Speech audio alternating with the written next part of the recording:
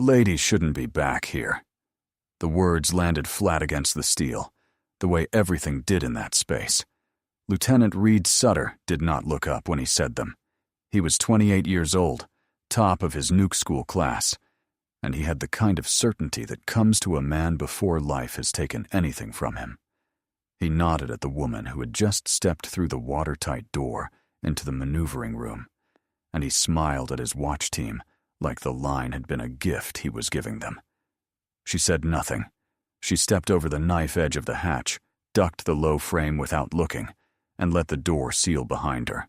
Her eyes went past Sutter entirely. They went to the panels. Rewind the clock 90 minutes. Understand the room first, because the room is the whole story. The maneuvering room aboard a nuclear aircraft carrier is smaller than most people picture. 3 men sit at 3 panels along one bulkhead. The steam plant, the electric plant, the reactor plant, gauges in rows, switches under guards, a logbook open on the deck plate desk, its columns filled every 15 minutes in careful pencil. Behind the 3 watchstanders stands the officer of the watch, and behind him, tonight, stood something rarer. A safeguards examination board, 3 inspectors with clipboards, and no expression, sent from higher than the ship to grade whether this crew could fight their own reactor if it ever turned on them. It is a strange kind of warfare, the war a nuclear crew fights. There is no enemy. There is only physics, patient and indifferent, sealed a few feet away behind shielding a foot thick, and the whole art of the job is to stay ahead of it. A reactor does not hate you. It simply obeys its own laws whether or not you are ready, and the men who stand these watches spend their careers learning to hear it the way a sailor learns to hear weather in the rigging. Sutter ran the drill set, and he was good at it, and everyone said so, and he had never once disagreed. He walked the deck plates like he owned them. He quizzed his operators on immediate actions and made them recite valve lineups from memory and corrected a single misplaced word with a snap of his fingers. The board wrote things down. He liked the sound of the pencils. He had spent 4 years being the smartest man in every room he entered, and he had come to believe that the feeling was the same thing as being right. He had a good watch under him, and he knew it. The steam plant operator was steady. The electric plant operator was quick, and Petty Officer 3rd Class Bram Ostrander, 22, reactor operator under instruction, was hungry in the way of a young man who wants very badly to be told he is doing well.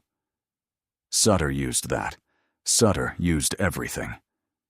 The woman had checked in an hour earlier at the exam coordinator's table, outside, in the passageway where the light was better. She wore navy coveralls with no rank on the collar and no name on the chest. She handed over a single laminated card. Civilian Safety Observer. The coordinator glanced at it, waved her through, and forgot her inside a minute. That was the point of her, apparently. She took the back corner by the escape trunk, folded her hands, and began to read the plant. She read it the way some people read weather. Her eyes moved to the reactor plant control panel, held for 2 seconds, moved to steam pressure, held, moved to the average coolant temperature, held, and came back around. Every 15 seconds. Exactly. She did not fidget. She did not lean against the bulkhead the way visitors always did. Her watch was turned face inward on her wrist, and she wore no lanyard, no badge on a chain, nothing that swung or caught when she moved. Everything about her was squared away and quiet, the way a room is quiet when someone has spent years learning that noise gets people killed. Master Chief Titus Farrow noticed the hands before he noticed anything else. Farrow was 51 and had spent 30 of those years in reactor spaces, and he had buried the illusion that he could still be surprised sometime around his second sea tour. He knew the type that came through on inspection, the clipboard civilians who flinched at the alarms, the retired officers who wanted to relive it. He watched the corner, and he watched the woman's hand stay perfectly still, while a room full of young men bled nervous energy all around her, and something old turned over in the back of his memory, the way a name turns over when you cannot quite reach it. You lost, ma'am? Ostrander asked her, grinning, wanting the room to see him be friendly. Heads forward. Long way forward. I'm fine here, she said. 2 words and nothing else. Sutter heard it and turned it into theater. Careful, Ostrander. That's our safety expert. He let the last word stretch until it meant its opposite. Board's here to grade the watch, not the tourists. Back of maneuvering's no place for a clipboard. The watch laughed, because he was the officer, and because he was funny when he wanted the room. Pharaoh did not laugh. He was still looking at the corner, at the metronome of her eyes, at the stillness that did not belong on a bystander. The drill light on the bulkhead flicked from red to amber. The senior board member lifted his pencil. Coordinator, you may begin the graded events. The woman in the corner set her laminated card on the deck plate desk, squared it to the edge with one finger, and went still. Not the stillness of a bystander, the stillness of someone who has done this before, at sea, at night, for real, and knows exactly how loud a quiet plant can get, in the seconds before it screams. The amber light went green. The steam plant operator's voice came up clear and trained. Commence casualty. And the numbers began to move. The casualty they were graded on was a feed problem, the kind of thing that starts as a nuisance and becomes a crisis if the watch is slow or proud. A main feed pump trips. Steam demand outruns feed supply. The steam generators start to swing, and level control becomes a knife balanced on a knife, and every second the watch spends admiring its own procedure is a second the plant spends getting away from it. Sutter called immediate actions from memory, crisp, correct on paper. His operators answered in the clipped call and response the Navy drills into them until it survives fear. Feed pump shifted, levels caught, pencils scratched on the board behind him. It was, by every checklist in the binder, a clean start, and Sutter felt the board's approval like warmth on his face. Frost watched the average temperature instead of the level. Her eyes did not go where the drill wanted them. Diverging, she said. One word, from the corner. Ostrander's head came up. He had been staring at level, where the drill told him to stare, and he had missed the slow walk of the coolant temperature away from where it belonged. He looked now. She was right. It was small. It was real. It was the kind of thing that means nothing for 40 minutes, and then means everything all at once.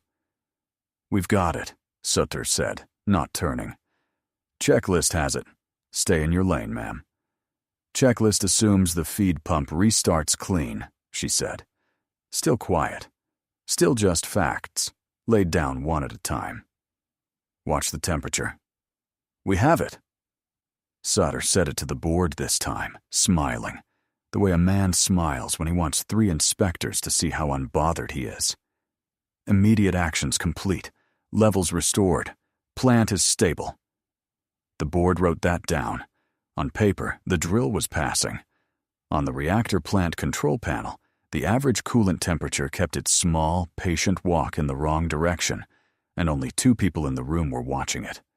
One of them had no rank on her collar. The other was a master chief who was beginning, slowly, to feel the floor of his certainty give way beneath his boots. The drill was supposed to run 8 minutes, and it ran 12, and the extra 4 belonged to a temperature nobody but 2 people would account for.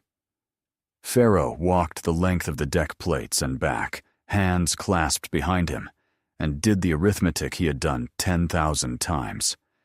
A feed pump trip should not move average temperature like that. Not this late. Not this steadily. He had watched young officers pass exams on plants that were quietly lying to them, and he had learned over 30 years that a plant lies the way a card player lies, with the one tell it cannot help. This plant's tell was in the corner, being called out one word at a time by a woman in blank coveralls, and no one at the panels could hear it over the sound of their own confidence. Pharaoh crossed to the reactor plant panel, under the excuse of checking a log entry. He read the same gauge she had called. He read it twice, because the first time he did not want to believe it, and the second time he had to. Then he looked at the woman in the corner, and he looked a beat too long, because a thought had arrived that he could not yet say out loud. He knew those hands. He had seen hands that still, once, a long time ago, described in a story, people in the nuclear navy told each other and half believed. The officer who saved a plant that should have been on the bottom of the sea. Nobody could ever put a name to her. The Navy had a way of folding its quietest legends closed. They ran the plant back to normal for the exam. The board marked the evolution complete. The watch loosened, laughed, wiped their palms on their coveralls, and did not once notice that the average coolant temperature had never quite come home. Between evolutions, the maneuvering room filled with the particular cruelty of confident young men with nothing yet at stake. "Coffee, safety lady?" one of them offered, holding out a cup he had no intention of surrendering. "Long night for a clipboard?" "The clipboard," someone repeated, and it caught, the way a nickname catches. She was the clipboard now. She had a name for the rest of the watch, and it was a joke, and jokes travel faster than truth in a sealed room. There is a specific loneliness to being underestimated by people you could save, and Frost had lived inside it for so long that it had stopped feeling like loneliness and started to feel like weather. She had learned young that the coveralls did the work for her. Put rank on a collar and men perform for it. Take the rank away and they show you who they actually are. And she had always preferred to know. So she let them have the joke. The joke told her everything she needed about how this watch would behave when the plant stopped being polite, and none of it was reassuring, and all of it was useful. Frost took none of it personally, because none of it was about her. She had been the youngest reactor officer on a crew of grown men once, and she had learned the difference between a room that mocked you and a plant that would kill you, and she had decided a long time ago which of the two deserved her attention. Men who needed her to be small were easy. Plants that were quietly dying were not. Ostrander drifted over, wanting to belong, and parroted the joke because parroting the joke was how you belonged. You really read every gauge every 15 seconds, kind of intense for a walkthrough. "You blew the temperature trend by 4 minutes, she said. Not unkind. A teacher's voice, the kind that has taught frightened people to do hard things. Level is where the drill points. Temperature is where the plant tells you the truth. Watch the one that isn't yelling. The one that's yelling has everyone's attention already." He blinked. He had expected a laugh line and gotten a lesson, and it lodged somewhere he would not admit to until much later, when it would matter. Then the plant showed her something that had nothing to do with the drill. A parameter moved. Small. Genuine. Not scripted by any coordinator. Not written on any card in the board's folder. Her eyes found it in the same 15-second sweep they always ran, and they held on it 2 beats longer than usual, and that was the only sign she gave. On the far side of the room, Sutter's eyes did not move, because Sutter's eyes were on the board, waiting for the grade he had already decided he had earned. Pharaoh caught the flag in her stillness, the single break in the metronome, and he followed her gaze to the panel and felt his stomach drop a full deck. This is the part where a channel like this one asks you to stay. Not for a subscribe, not really. For the ones who watch the quiet gauge. If you have ever been the person in the corner who saw the thing everyone else laughed off, subscribe to Honor Tales and stay to the end of this one. It matters, in the end, who was watching. Sutter decided the observer was a problem, not the temperature. The observer. He crossed to the exam coordinator between evolutions and pitched his voice low and reasonable, the voice of a man who has learned that reasonable is a weapon.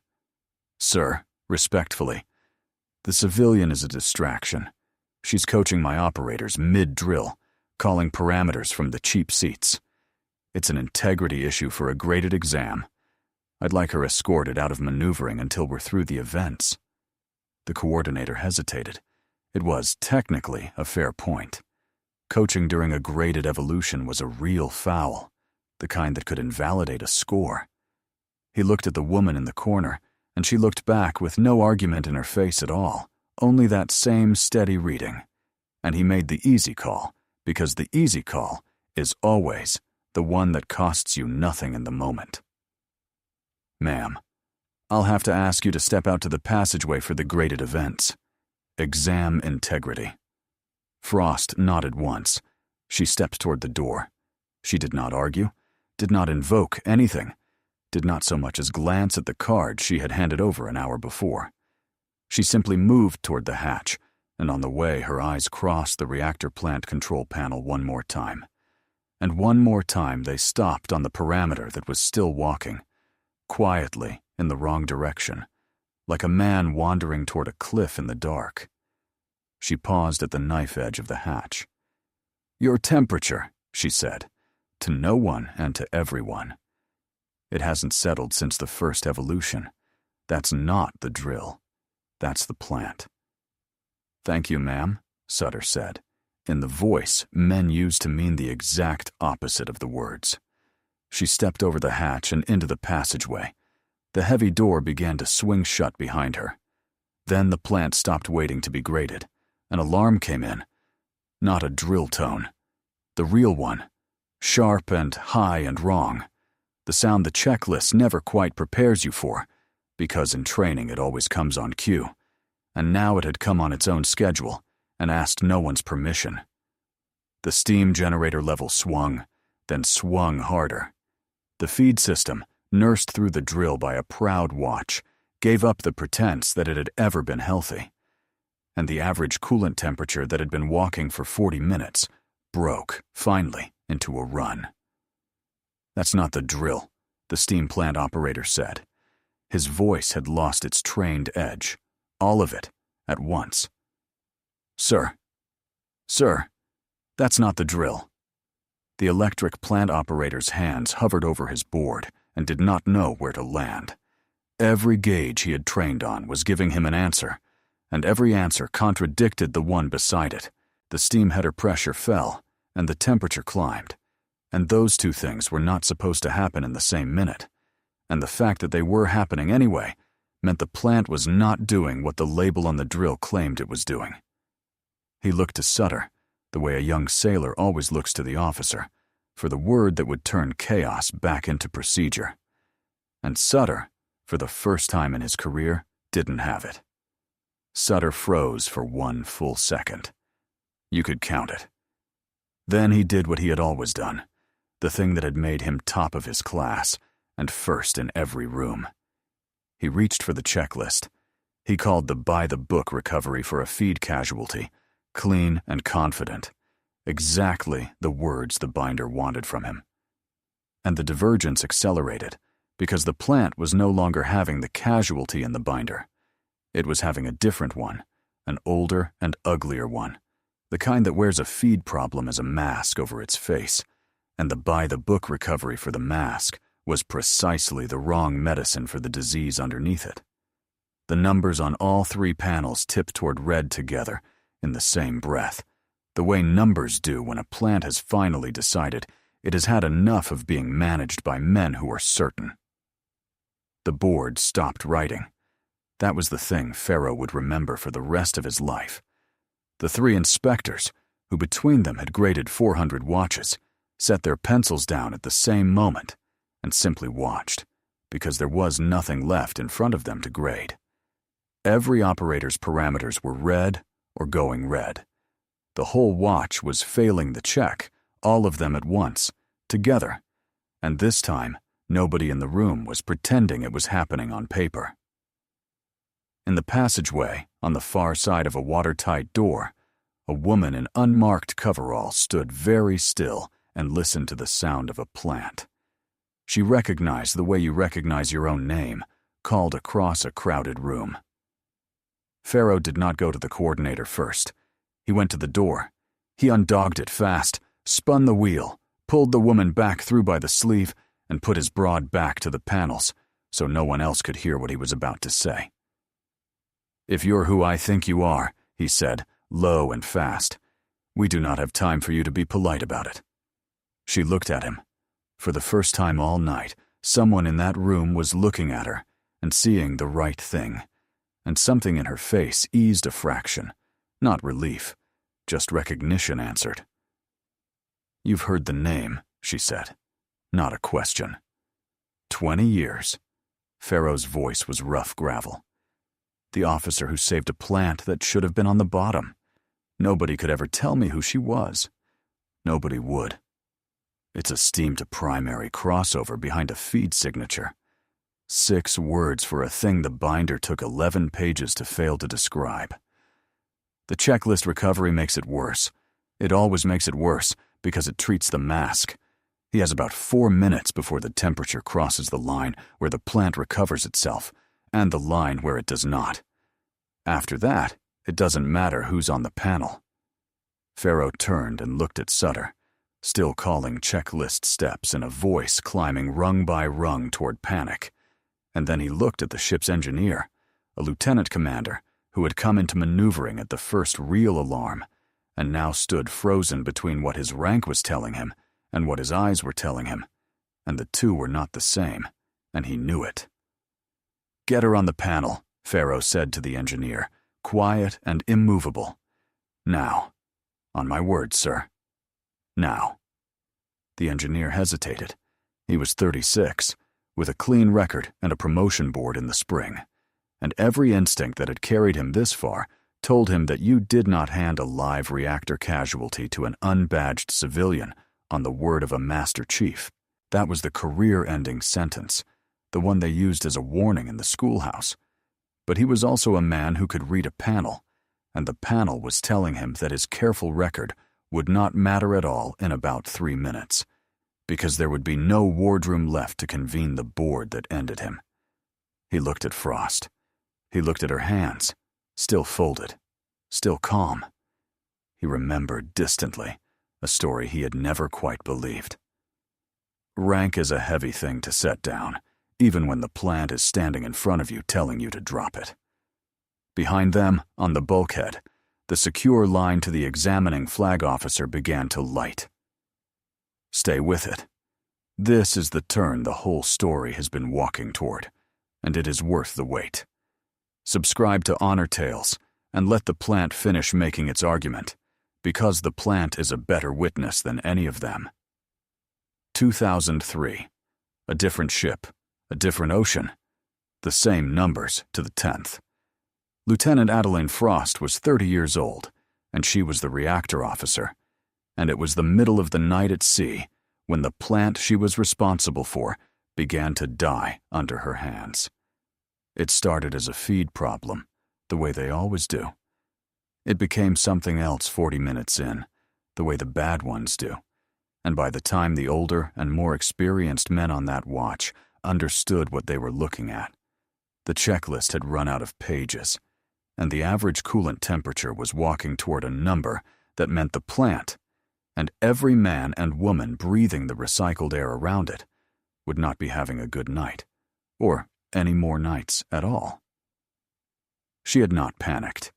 She would think about that for the rest of her life, that she had not panicked, because there had been no room left inside her for it. There had been only the plant, and the numbers, and the terrible clean logic of steam finding a path it was never designed to find. She had improvised. She had taken the recovery apart in her head, thrown out the pages that assumed the mask instead of the disease beneath it, and built a new sequence one step at a time, while the plant tried, patiently and without malice, to outrun her. Valve by valve, step by step. Numbers spoken aloud so the watch could follow her down a road none of them could see. She had walked the recovery along a path that no binder had ever mapped, inventing it in the dark at the speed the physics demanded, and the plant, grudging and slow, had finally followed her back from the edge it had been leaning over. It had cost her one man. Petty Officer Wendell Pike was 24 years old. He had a wife 8 weeks from a due date and a habit of humming when he worked. He was in the auxiliary space when a line let go, and the recovery she was building in her head needed a valve in that space, reachable and open for 90 seconds. And Pike stayed in the rising, scalding water and kept it reachable and open with his own 2 hands. He did the job. He did it exactly. And when the 90 seconds were up and the plant turned the corner, the space he had been standing in was not a place a man walked out of. Roughly 130 people were asleep in that ship who woke up the next morning and ate breakfast and wrote letters home. They never knew how close it had come to all of them. Most of them never learned Pike's name and never would. The inquiry afterward had been kind to her and merciless to itself. They had wanted to know how a 30-year-old lieutenant had seen, in the dark, in 90 seconds, a casualty that the collected wisdom of the manual had failed to name. She had not had an answer they could write down. The truth was that she had stopped reading the checklist and started listening to the plant, and there is no line on any form for that. They gave her a medal she did not wear and a reputation she did not want, and they sealed the details, and the story went out into the fleet, stripped of everything true about it, until all that remained was the shape of a legend. A woman. A dying plant. A recovery that should not have worked. Nobody could ever tell you her name, because the Navy had decided that her name was classified, and her lesson was not. Frost did. She wrote it at the top of every draft of the procedure she built afterward. The procedure that took the thing she had improvised at sea in the dark and turned it into doctrine. The sequence that was now taught to every reactor watch in the fleet. The pages that were sitting, that very night, in a binder on a deck plate desk aboard an aircraft carrier, while a proud lieutenant called the wrong recovery from the wrong section of them. She had run that casualty every single day since, in the shower, on the drive to the yard, in the half-second before sleep took her. She ran it, and she looked for the 2 seconds she could have bought Pike, and there were none. There had never been any. The physics had never once allowed for them, and she ran it again anyway, the next day and the next. That was the true price of the legend the nuclear Navy told about her. They told the part where the plant lived. They didn't know the part where she had never, in 23 years, put it down for even one night. The numbers she was looking at now, on this carrier, tonight, were the same numbers. To the 10th of a degree. The plant did not care that 23 years had passed. The plant only ever asked one question, the same question, and it was asking it again, right now, of a room full of men who did not yet know how to answer. In the maneuvering room, the lieutenant crossed the line. Farrow had brought her back through the door, and Sutter saw it, and something in him that was pride and terror in equal measure took the wheel out of his hands. He stepped between Frost and the panels, squared his shoulders, and made himself tall. She's out. The coordinator pulled her. This is my watch. His voice cracked clean through on the last word. I have the recovery. You have the wrong recovery, Frost said. Calm. Flat. A fact laid down on a table between them. I have the checklist. He said it like a prayer, like the binder was a thing that could still save him if only he believed in it, hard enough and loud enough. The ship's engineer found his voice at last. Lieutenant, stand aside and let her look at the plant.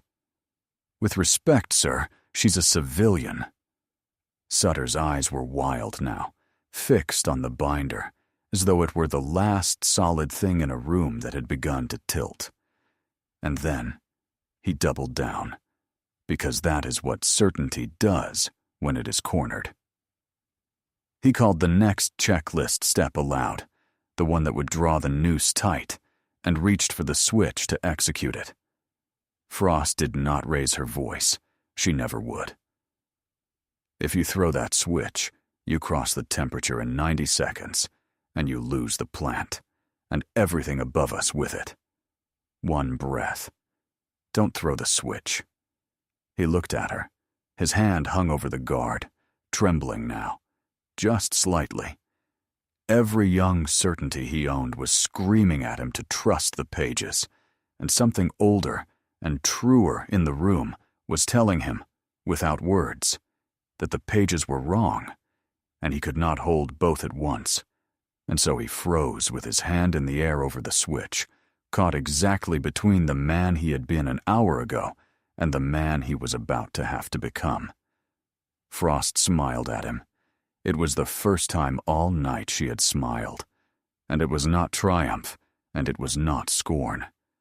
It was almost mercy, because she knew what was coming, and she knew that he did not, and she knew the plant itself was about to make the argument that no words of hers could ever make for her, and she was sorry, in a distant way, for what it was going to cost him to learn. A klaxon opened up, deeper than the others, a sound from the bottom of the plant.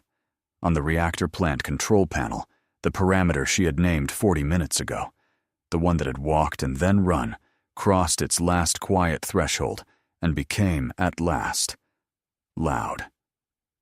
And the secure line to the examining flag officer, which had been blinking unanswered, was picked up by the engineer, who held the handset out into the middle of the room so that every man in it could hear. The voice that came out of it was not loud. It did not need to be.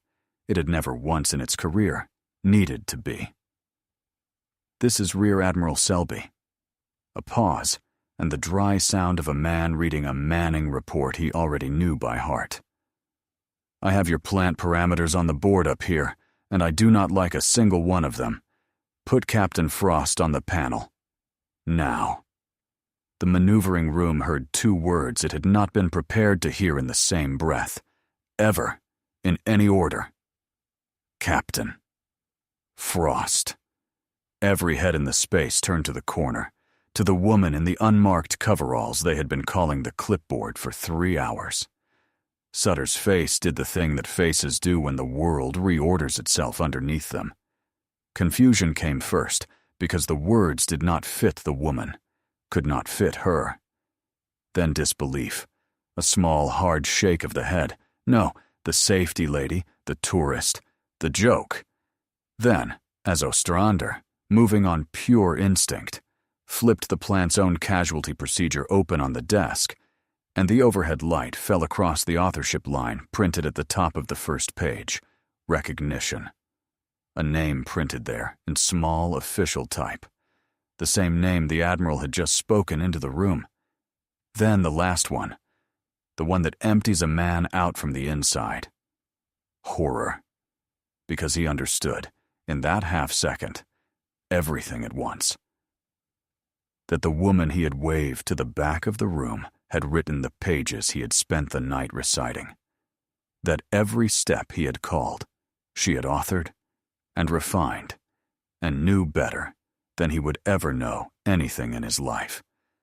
That when he told her the back of maneuvering was no place for a clipboard, he had been standing inside a room she had built with her own hands, at sea, in the dark, while a man drowned to let her finish it. The horror was not that she outranked him. The horror was how completely and how patiently she had let him show the whole room who he was before she quietly reached past him and saved his ship. Master Chief Pharaoh came to attention in a space where no one ever stands fully upright, his head just clear of the cable runs, and his voice was formal and steady and carried to every corner of the room. "Captain Frost, the watch is yours, ma'am." Frost was already moving. Not fast. Exact. There is a difference, and every person in that room learned it in the next 90 seconds. "I have the plant," she said, and the watch parted around her, the way water parts around a hull. She did not shove Sutter aside. She put one hand flat on his shoulder and moved him half a step, no more, and she left him standing at his own station, because she had a use for him and no time to waste on humiliating him. She read the 3 panels in a single pass, the same 15-second sweep her eyes had run all night, and then she began. Her orders were short, 1 clause apiece. No wasted syllable, no throat clearing, no fear.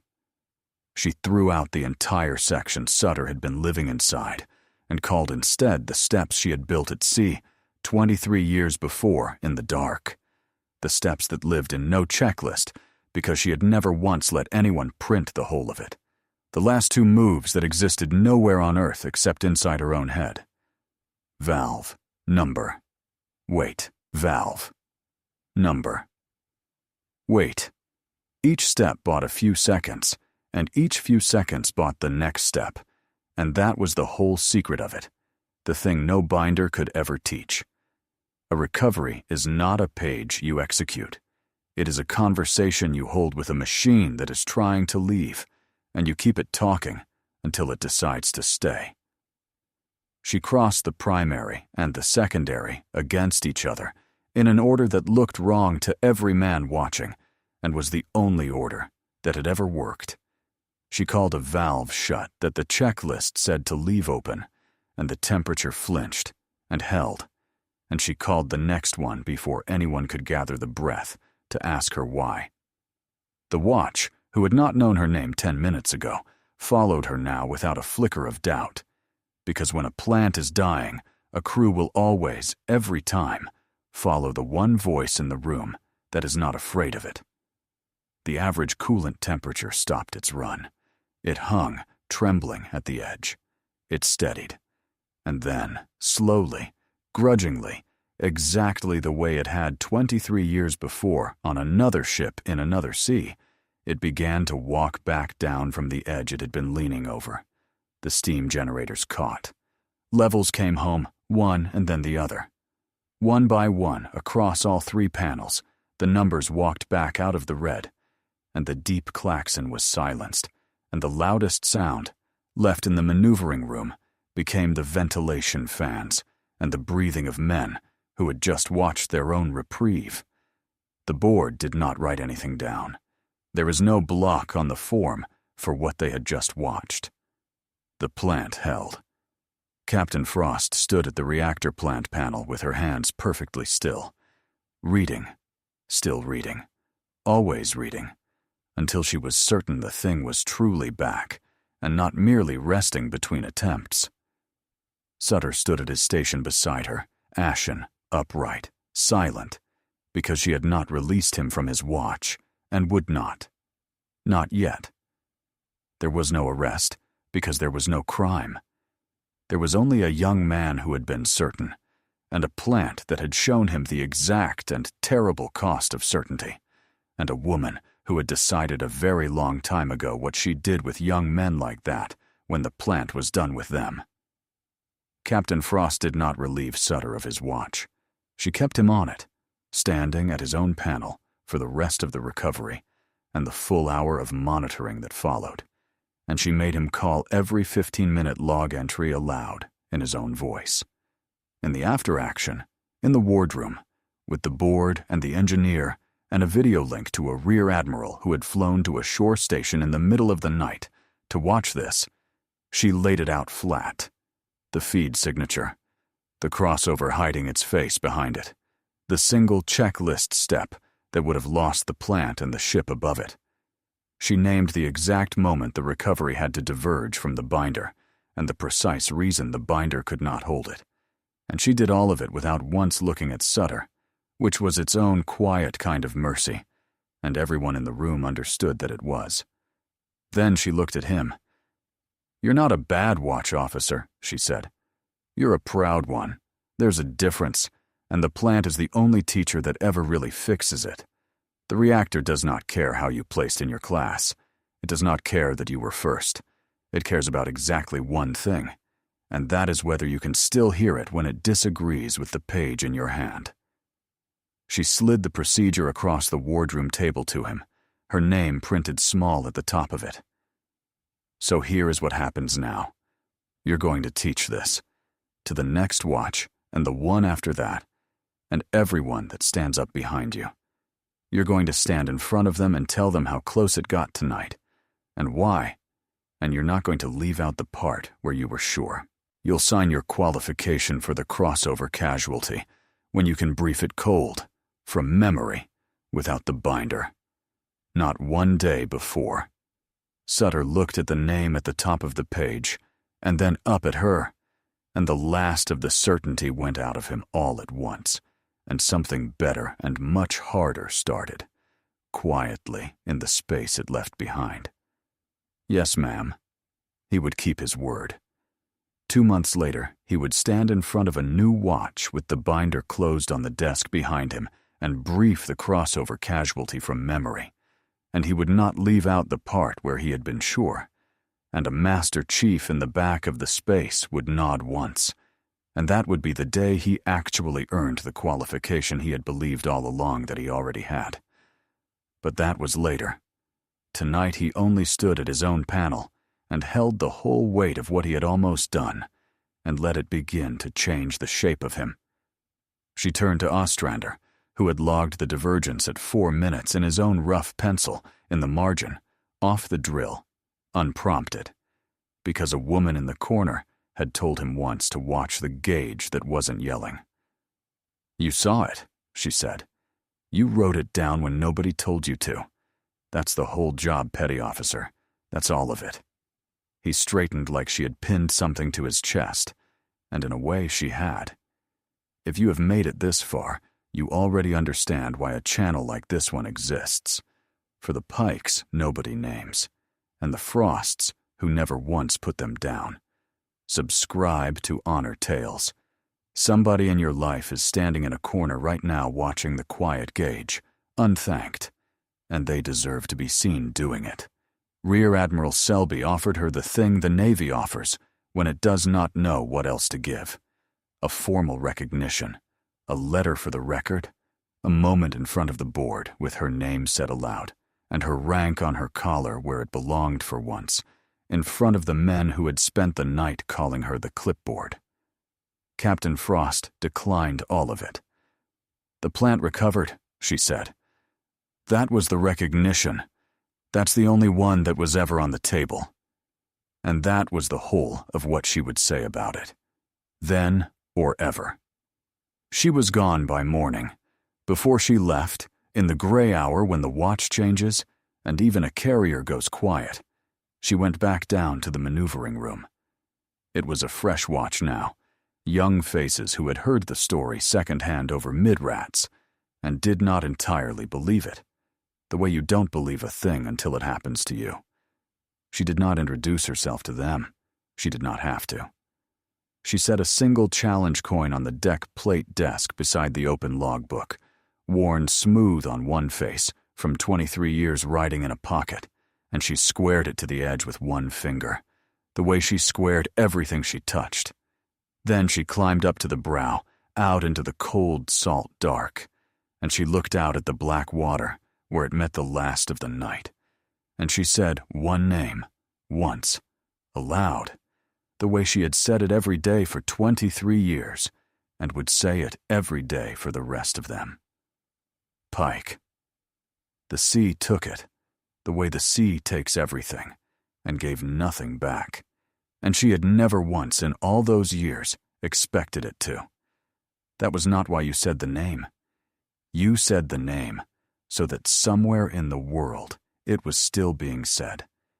She thought about Pike's daughter, who was 23 now, the same number of years, and who had a photograph of a father she had never met, and a folded flag in a triangle of glass, and no idea at all that 130 families existed in the world because of the 90 seconds her father had spent in a flooding space. Frost had written to her once, years ago, and had not known how to finish the letter, and had sent it anyway, unfinished. Some debts you do not pay. You only carry them, and you keep the plant running, and you teach the proud young men to listen before it costs them what it cost you, and you leave a coin on a desk, and you say the name to the sea, and you go back to work. That was the whole of it. That was the job underneath the job. the one that had no checklist either. By the time the sun cleared the horizon, Captain Adeline Frost was off the ship and on a helicopter back toward the plants that still needed her, the ones that were quietly beginning to walk in the wrong direction while nobody watched. The coin was still on the desk, and a young reactor operator named Ostrander was standing his watch below the waterline, reading the gauge that wasn't yelling, every 15 seconds exactly, the way she had taught him without ever meaning to. Every soldier carries a story that few ever hear. Listen with your heart. Thank you for staying and watching. Subscribe to Honor Tales for more.